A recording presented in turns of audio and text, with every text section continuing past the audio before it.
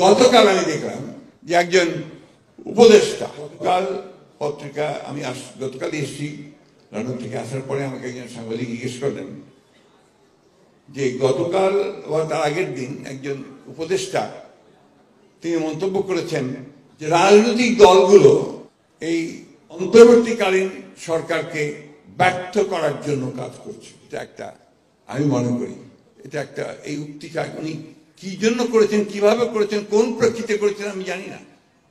এটার গভীরতা উক্তি উনি বুঝেছেন কিনা তা আমি জানি না, কিন্তু এটা কিন্তু অত্যন্ত একটা মারাত্মক একটা উক্তি।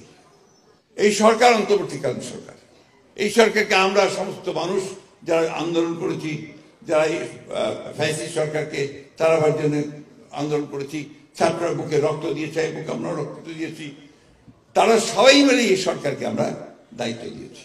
এবং এই সরকারকে দায়িত্ব দিয়েছি যে তারা আমাদের জন্য একটা পরিবেশ তৈরি করবে, এই রাষ্ট্রকে মোটামুটিভাবে একটা নির্বাচনমুখী করে নির্বাচন দিকে নিয়ে গিয়ে নতুন একটা রাষ্ট্র করবার সুযোগ করে দেবে। এই জন্য আমরা সবাই তাকে সাহায্য দিয়েছি। বিশেষ করে আমরা বিএনপির তরফ থেকে প্রথম থেকেই তাদেরকে আমরা সমর্থন দিয়েছি, এখনো তাকে আমরা সমর্থন করে দিচ্ছি, এমনকি এই মুহূর্তেও তাদেরকে আমরা সমর্থন করছি।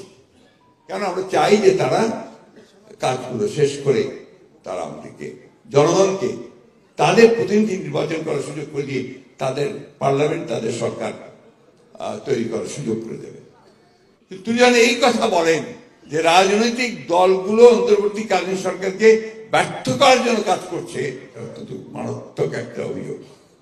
আমি তীব্রভাবে প্রতিবাদ করছি এবং আমি মনে করি যে এই ধরনের উক্তিটা প্রত্যাহার করা উচিত। এবং আমি এটা মনে করে দিতে চাই যে দয়া করে রাজনৈতিক দলগুলোকে বা রাজনীতিকে আপনাদের প্রতিপক্ষ বানাবেন না। রাজনৈতিক দলগুলো আপনাদেরকে সহযোগিতা করছে, এটা রাজনৈতিক দলের দায়িত্ব। সেখানে আজকে যদি আপনি বলেন যে আমরা এটাকে ব্যর্থ করার চেষ্টা করছি, আমরা হাজারবার বলেছি, আমাদের চেয়ারম্যান বলেছেন, আমরা বলছি যে এই সরকার ব্যর্থ হওয়া মানে জনগণ ব্যর্থ হয়ে যাবে, আমরা ব্যর্থ হয়ে যাব, তাই না? তাহলে এই কথাটা ওনারা কেন বলবেন উনি? আমার মনে হয় যে তিনি হয়তোবা এর গুরুত্ব বুঝতে পারেননি, অথবা এর প্রেক্ষিতে বুঝতে পারেনি, কেন বলেছিলাম জানি না। তবে যদি স্বাভাবিক বলে থাকেন, এটা ঠিক না বুঝতে পেরে, তাহলে আমি খুব কিছু বলতে চাই না।